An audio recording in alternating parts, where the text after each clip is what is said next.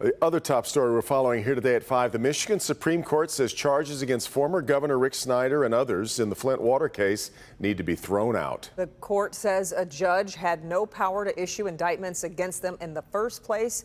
Rod Maloney has more tonight.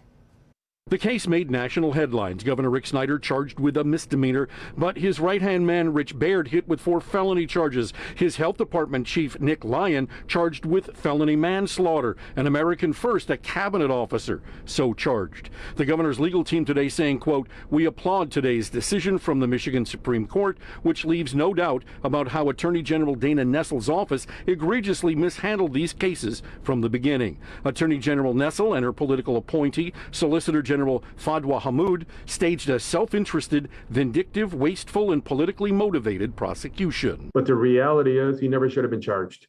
Rich Baird's attorney Anastasi Marku told Local 4. He's always felt that this was an incredibly unfair prosecution. He thought the methods used were unfair. He still maintains his innocence, as he should, because we believe that if he had proceeded to the trial, he would have been vindicated.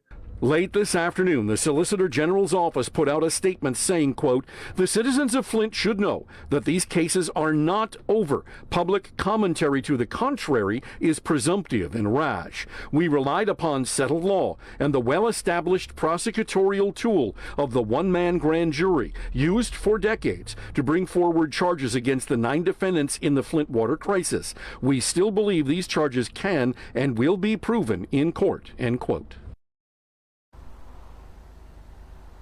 And so here's where we are. We spoke to a number of attorneys in this, and they said there were 2 problems. The first one being statute of limitations. Most of this case is now past that deadline of when you can actually prosecute. But there is one case, the manslaughter case against Nick Lyon. And that one does not have the statute of limitations problem, but there's another legal problem with it. You may not have, or you may remember these headlines, that there was a situation where attorney-client privileged conversation ended up going public.